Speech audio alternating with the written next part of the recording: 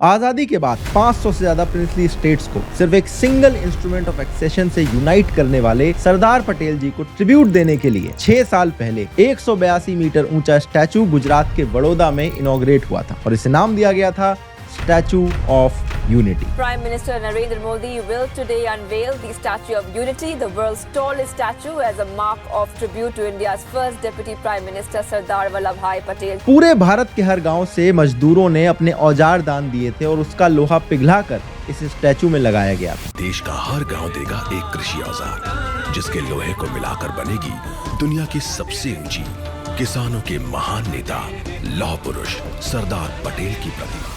पूरे देश को सरदार पटेल ने एक बार फिर से यूनाइट कर दिया था, लेकिन जैसे आजादी के टाइम कुछ प्रिंसली स्टेट्स भारत की यूनिटी में शामिल नहीं होना चाह रहे थे, वैसे ही ये स्टैचू बनने के बाद कुछ लोगों के पेट में मरोड़े उठने लगी। इसमें 3000 करोड़ रुपए क्यों बर्बाद कर दिए गए? ये तो देश पे बर्डन बन जाएगा। सरदार पटेल जी को इतनी महंगी ट्रिब्यूट देने की क्या जरूरत थी? ऐसे ऐसे सवाल उठ रहे थे। 3000 करोड़ से ही सरदार पटेल की प्रतिमा दुनिया में सबसे ऊंची बन। सोचे कि आपने स्कूल, कॉलेज या अस्पताल के लिए कब संघर्ष किया है, कब लाइब्रेरी की मांग की। देश का एनुअल बजट 50 लाख करोड़ का है और ये लोग 3000 करोड़ के खर्चे पर इतनी सारी बातें कर रहे थे। और अपनी इस ओछी बात को वजन देने के लिए ये लोग अजीब अजीब से फॉर्मूले निकाल लाए कि ये लागत वसूल करने में तो 120 साल का टाइम लग जाएगा, कोई भी ये स्टैचू देखने नहीं आएगा। और इनके अकॉर्डिंग स्टैचू देखने में भी बिल्कुल बेकार लग रहा था। ताजमहल से भी इसके कंपैरिजन होने लगे। वो ताजमहल जो मुगलों ने तब बनाया जब देश में सूखा पड़ा था। कहा जाने लगा कि ये स्टैचू तो ताजमहल से कम्पीट ही नहीं कर पाएगा। अगर आप भी इनकी ये वीडियोस देखोगे तो लगता है कि सही बात तो बोल रहे हैं, ये पैसा तो बिल्कुल वेस्ट हो गया है। लेकिन क्या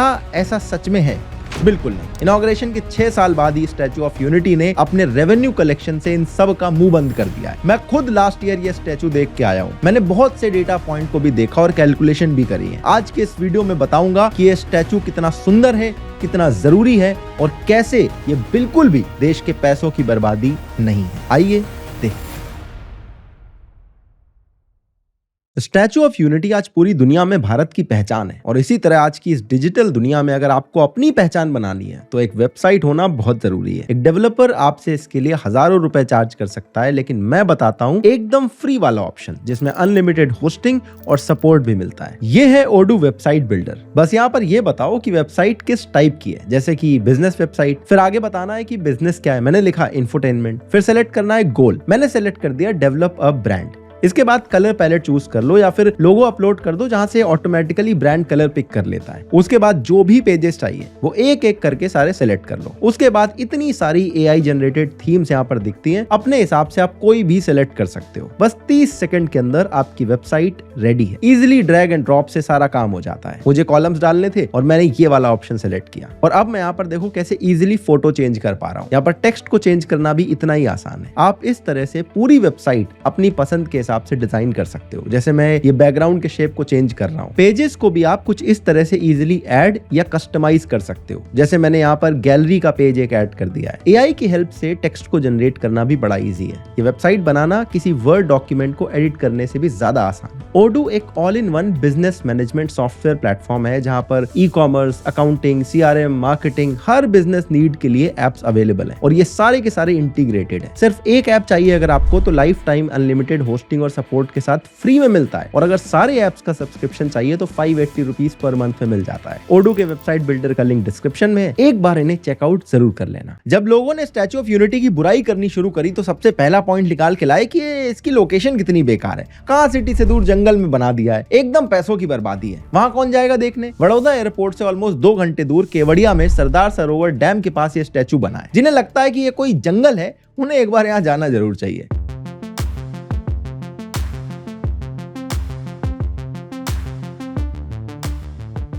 कितनी सारी टेंट सिटीज और होटल बन चुके हैं यहाँ पर, आपको पता लग जाएगा। स्टैचू के बिल्कुल पास में एक रेलवे स्टेशन है जहाँ से सीधे अहमदाबाद से ट्रेन आती है और ये ट्रेन भी बहुत ज्यादा पॉपुलर हो चुकी है। यूट्यूब पे बहुत सारे व्लॉग आप देख सकते हो। लेकिन मैंने बड़ौदा के एयरपोर्ट से कैब लेकर स्टैचू तक जाने का डिसीजन लिया और यहाँ पे एक टेंट सिटी के होटल में रुका था। होटल के चार्जेस बड़े डिसेंट थे और फैसिलिटीज सारी एकदम चकाचक थी। लेकिन ये बात भी सुनने में ठीक लगती है कि स्टैचू इतनी दूर क्यों बनाया गया। सरदार पटेल गुजरात से आते हैं तो स्टैचू तो गुजरात में बनना था, लेकिन गुजरात में अहमदाबाद है, गांधीनगर है, है, कहीं पे सिटी के बीचों बीच बनाया जा सकता था। अगर आप भी ऐसा सोचते हो तो एक बार गुजरात का मैप देखो। दाहोद रीजन को छोड़ दिया जाए तो गुजरात का 90% जो एरिया है वो अर्थक्वेक के सीस्मिक जोन 5, 4 और 3 में आता है। ये तीनों ही जोन हाईली अर्थक्वेक प्रोन होते हैं। 20 साल पहले याद है गुजरात के भुज में एक भयानक भूकंप आया था और वो एरिया सीस्मिक जोन 5 में पड़ता है। इसीलिए जब स्टैचू की लोकेशन डिसाइड की जा रही थी तो सरदार सरोवर डैम को चूज किया गया, क्योंकि ये डैम ऑलरेडी अर्थक्वेक देखकर लोकेशन सेलेक्ट करके बनाया गया था। इसके बहुत सारे जियोग्राफिकल सर्वेज ऑलरेडी हो चुके थे। इसके अलावा एक बार सोच के देखो,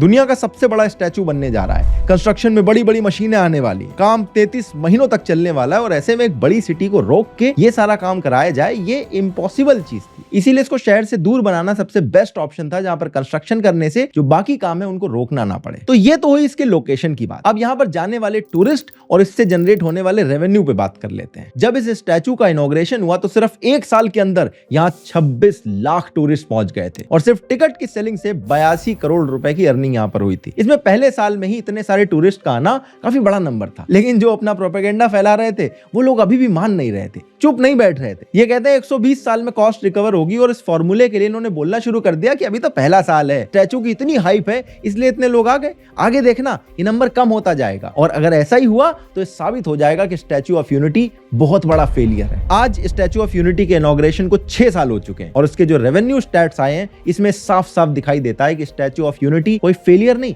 बल्कि भारत के लिए एक बहुत बड़ी सक्सेस रही है। साल 2020 में जब लॉकडाउन पीरियड चल रहा था उस टाइम पे भी स्टैचू ऑफ यूनिटी में जाने वाले लोग थे 12,81,000 और उसके अगले ही साल 2021 में नंबर 34 लाख पहुंच गया था। साल 2022 में 46 लाख, 2023 में तो सारे रिकॉर्ड तोड़ के 50 lakh tourist statue of unity को देखने गए थे। तो हर एक साल आप देखोगे टूरिस्ट का नंबर लगातार बढ़ता जा रहा है। तो टूरिस्ट के नंबर के मामले में प्रोपेगेंडा फैलाने वाले जितने लोग थे बुरी तरह से फेल हो चुके थे और रेवेन्यू के मामले में देखें तो वहां पे भी आपको बिल्कुल सेम चीज रिपीट होते हुए दिखेगी। 17 मार्च 2020 की मिनिस्ट्री ऑफ टूरिज्म की तरफ से जो ऑफिशियल रिपोर्ट आई है इसके हिसाब से नवंबर 2018 से फरवरी 2020 तक स्टैचू ऑफ यूनिटी से 116 करोड़ रुपए जनरेट हुए थे, जिसमें स्टैचू ऑफ यूनिटी की टिकट फीस और पार्किंग फीस शामिल थी। वहीं अगर 2018 से लेकर अक्टूबर 2023 का रेवेन्यू देखें तो यहाँ पर 400 करोड़ रुपए के पार जा चुका है नंबर। जिस तरह से टूरिस्ट का नंबर यहाँ पर हर साल बढ़ता जा रहा है तो सिर्फ टिकट की सेलिंग और पार्किंग की फीस से अगले 25-30 सालों में स्टैचू की पूरी कॉस्ट वसूल हो जाएगी। लेकिन अभी तक जितनी मैंने पैसों की बात करी है उसमें स्टैचू देखने का टिकट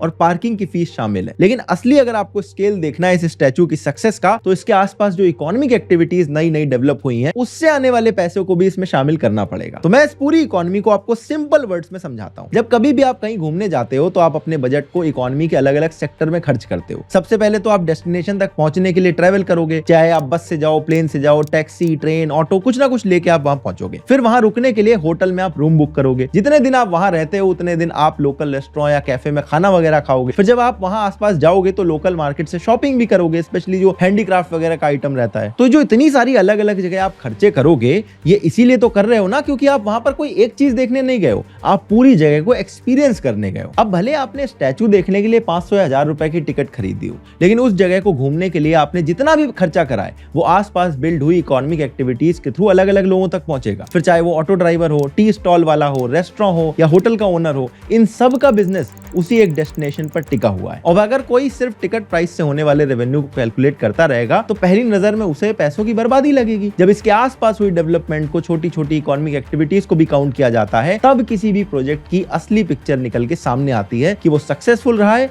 या फेलियर रह गया है। इसको आप उत्तराखंड के एग्जांपल से बहुत अच्छे से समझ सकते हो। अब ये एक पहाड़ी और इको सेंसिटिव जोन है, इसलिए गवर्नमेंट के पास यहाँ पर बड़ी बड़ी फैक्ट्री लगाने का ऑप्शन नहीं है। ऐसे में हर साल होने वाली 4 धाम यात्रा यहाँ की इकोनॉमिक एक्टिविटीज की बैकबोन बनती है। अब मंदिर में आने वाला जो चढ़ावा है वो कुछ करोड़ ही होता है, लेकिन जितने लोग वहां पर जाते हैं वो बाकी एक्टिविटीज में भी अपने बजट का पैसा खर्च करते हैं, जिससे लाखों लोगों को एम्प्लॉयमेंट मिलता है और हजारों करोड़ रुपए का रेवेन्यू पूरे स्टेट में जनरेट होता है। यही सेम चीज स्टैचू ऑफ यूनिटी के साथ भी आपको देखने को मिलती है, जहां पे 2020 तक आप देखोगे यहाँ पर सिर्फ स्टैचू ऑफ यूनिटी था, लेकिन उसके बाद से लगातार इसके आसपास का जो एरिया है वहां पर बहुत सारे टूरिस्ट अट्रैक्शन बनते जा रहे हैं। एकता नगर जहां पे स्टैचू ऑफ यूनिटी बनाया गया है 2018 से पहले गुजरात का सबसे अनडेवलप्ड एरिया में आता था और यहाँ पर रहने वाले जो ट्राइबल कम्युनिटीज थी उनके पास कोई मॉडर्न स्किल भी नहीं थी जिससे वो ठीक ठाक पैसे कमा सके। लेकिन जब स्टैचू ऑफ यूनिटी यहाँ बना तो एकता नगर की जितनी भी पूरी पिक्चर थी वो चेंज हो गई है। यहाँ पर एक एकता नर्सरी है जहाँ पर 300 से ज्यादा विमेन को ट्रेन किया गया है कि जो बोनसाई होते हैं उनको कैसे उगाया जाए और वो इसको बहुत अच्छे दामों में बेच बेच रही हैं। वहां पर एक एकता कैफे जिसका पूरा का पूरा जो स्टाफ है वहां पर लोकल विमेन ही काम करती हैं। यहाँ का एक मैकडोनल्ड भी है जहाँ का पूरा स्टाफ विमेन है। स्टैच्यू ऑफ यूनिटी के एरिया में ही मैंने भी लाइफ में पहली बार विमेन ऑटो ड्राइवर्स देखी जो पिंक ऑटोस चला रही थी। कुल मिलाकर स्टैच्यू ऑफ यूनिटी बनने से जो एकता नगर की लोकल कम्युनिटी है इसमें विमेन एम्प्लॉयमेंट काफी तेजी से बढ़ा है। और यहाँ सिर्फ स्टैच्यू ऑफ यूनिटी अकेला टूरिस्ट अट्रैक्शन नहीं है, पास में आप देखोगे वैली ऑफ फ्लावर बन गया है जिसमें 200 टाइप के फ्लावर वैरायटी है। थोड़ी दूर में आप जाओगे तो मियावाकी फॉरेस्ट बना हुआ है जो जापानीज डॉक्टर अकीरा मियावाकी की टेक्निक से बनाया गया, जिसमें जो बंजर जमीन रहती है उसमें भी घने पेड़ उग जाते हैं। पास में एक आयुर्वेदा वन है जिसमें जड़ी बूटियों की बहुत सारी नॉलेज दी जाती है, उसकी भी एक ट्रिप करवाई जाती है। क्योंकि पास में रिवर बनी है इसलिए वाटर स्पोर्ट का एक सेंटर बन गया है जो स्टैच्यू ऑफ यूनिटी के बाद सेकंड बिगेस्ट अट्रैक्शन यहाँ पे बन चुका है। अब ये सब बिल्कुल पास में है इसलिए जितने लोग स्टैच्यू देखने जाते हैं वो सारे यहाँ पर भी जा जाके पैसे खर्च करते हैं। तो ये तो अभी शुरुआत है, आने वाले टाइम में आप देखोगे जो टूरिज्म बेस्ड प्रोजेक्ट है उसका स्केल यहाँ आसपास और बड़ा होता जाएगा। कुछ महीनों पहले रिपोर्ट आई थी जिसमें कह रहे थे कि इसके पास में अभी एक एयरपोर्ट भी बनाया जाएगा। और ऐसा नहीं है कि ये सब किसी न्यूज आर्टिकल से देख के मैं आपको बता रहा हूँ, बल्कि मैं खुद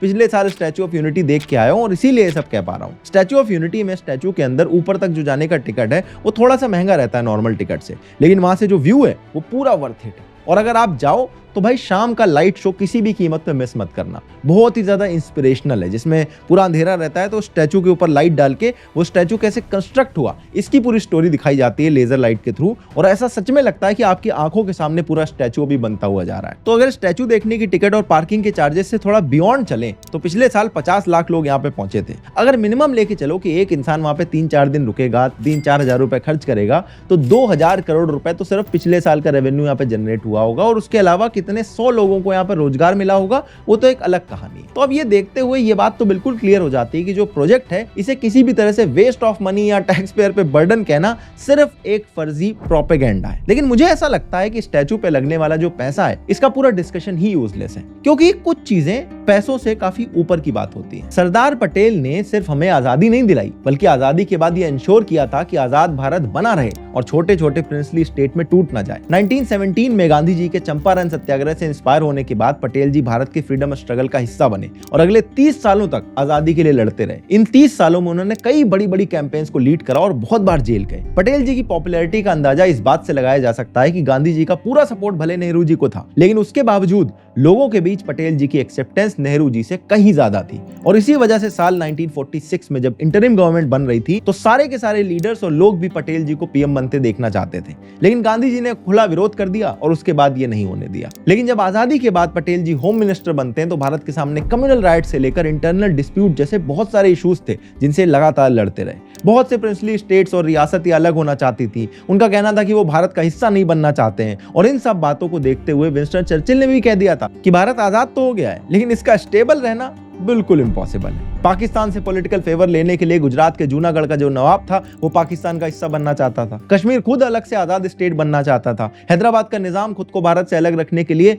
वॉर की तैयारी कर रहा था और इसके ऊपर पाकिस्तान की बॉर्डर पर सिचुएशन लगातार खराब होती जा रही थी। और ऐसी कंडीशन में सरदार पटेल जी ने अपनी पॉलिटिकल और डिप्लोमेटिक समझ के साथ साथ अपनी पावर को यूज करते हुए इन सारे के सारे रेबेलियंस को शांत करवाया और इनकी टेरिटरी को भारत का हिस्सा बनाया। कल मैं इधर आया तो आज अखबार में मैंने देखा कि लंबी चौड़ी बयान दिया जफरुल्लाह साहब ने, उसमें जूनागढ़ को भी डाल दिया। जूनागढ़ को सलाह जफरुल्लाह साहब ने दिया था कि हाँ तुम पाकिस्तान में शरीक हो जाओ, वो ठीक है, तो उसका जूनागढ़ का नवाब को भोगना पड़ता है, कोई जफरुल्लाह साहब को भोगना नहीं पड़ता है।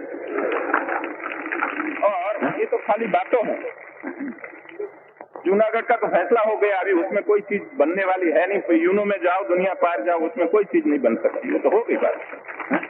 अगर पटेल जी की जगह कोई और इस काम को लीड कर रहा होता तो शायद आज हमारे भारत का नक्शा बहुत अलग दिखाई दे रहा होता। भारत की आजादी से लेकर इसके इंटीग्रेशन में इतना बड़ा रोल प्ले करने के बाद पटेल जी को वो रिकॉग्निशन और वो रिस्पेक्ट नहीं दी गई जो वो डिजर्व करते थे, क्योंकि वो शायद किसी स्पेसिफिक परिवार से नहीं आते थे। आप एक बार गूगल खोल के या गूगल मैप पे जाकर देखना, गांधी, नेहरू, इंदिरा, आप कुछ भी टाइप करोगे आपको कितनी 100 रोड्स, बिल्डिंग, कॉलेजेस, हॉस्पिटल की बड़ी बड़ी लिस्ट दिख जाएगी। और ये भी अगर कम पड़ जाए तो गांधी जयंती, चिल्ड्रन डे, ये सब सेलिब्रेट होना शुरू हो जाता है। है। बचपन में आने वाली बाल भारती की बुक्स पर इंदिरा जी की फोटो के साथ उनका कोट प्रिंट कर दिया जाता था, और ये सब इसलिए क्योंकि इन लीडर्स की लेगेसी को जिंदा रखा जाए। लेकिन जब पटेल जी जैसे लीडर के लिए एक स्टैचू बनता है तो कुछ लोगों को यह दिक्कत होने लगती है कि देश की इकोनॉमी का क्या होगा, इतना ज्यादा खर्चा क्यों कर दिया है, देश गरीब लगने लगता है, टैक्स पेयर की चिंता सताने लगती है। इन लोगों को देश की इकोनॉमी का ख्याल तब नहीं आता जब टैक्स पेयर के पैसों से केरला, दिल्ली और हिमाचल की सरकारें फ्रीबीज बांट रही होती हैं और फिर बाद में कर्जा और बैंकरप्ट होने के लिए रोने लगती हैं। जब बिहार के अंदर कई 100 करोड़ में बनने वाले पुल 6-6 बार गिर जाते हैं, कई हजार करोड़ रुपए पानी में बह जाते हैं और बरसात में बनी हुई जो सड़कें खराब हो जाती हैं, दिल्ली की सड़कों में झीलें बन जाती हैं, तब भी इन्हें टैक्स पेयर के पैसे की कोई चिंता नहीं सताती। लेकिन जब अपना प्रोपेगेंडा फैलाना होता है तो इनकी डिटेल्ड एनालिसिस की वीडियो आ जाती है, फिर चाहे उसके लिए पटेल जी जैसे लीडर के स्टैचू को मैनिपुलेटेड फैक्ट के साथ वेस्ट ऑफ मनी ही क्यों ना दिखाना पड़ जाए। और इनके जो बेतुके से आर्ग्यूमेंट्स हैं ये सिर्फ स्टैचू तक लिमिटेड नहीं रहते। ये Vande Bharat, RRTS, bullet train जैसे प्रोजेक्ट की भी शुरुआत जब होती है तो उसमें भी ऐसी बातें करने लगते हैं कि भारत को बुलेट ट्रेन की क्या ही जरूरत है, भारत को वंदे भारत की क्या ही जरूरत है। जब भारत में बड़े बड़े एक्सप्रेसवे बनते हैं तो कुछ लोग बोलने लगते हैं कि हमें सच में हाईवे की जरूरत है। मेरा तो ये मानना है कि भारत के लिए पटेल जी ने जो कुछ भी किया है वो प्राइसलेस है, और इसलिए उनके इस प्राइसलेस एफर्ट के लिए स्टैचू ऑफ यूनिटी से कई गुना बड़ा ट्रिब्यूट वो डिजर्व करते हैं। बाकी आपका इस बारे में क्या सोचना है, इसके बारे में मुझे कमेंट बॉक्स में जरूर बताइएगा। मैं मिलता हूं आपसे एक और नई वीडियो में, तब तक के लिए अपना ध्यान रखिएगा। बाकी ओडू के वेबसाइट बिल्डर का लिंक डिस्क्रिप्शन में है, एक बार उनको चेकआउट जरूर करना। जय हिंद, वंदे मातरम।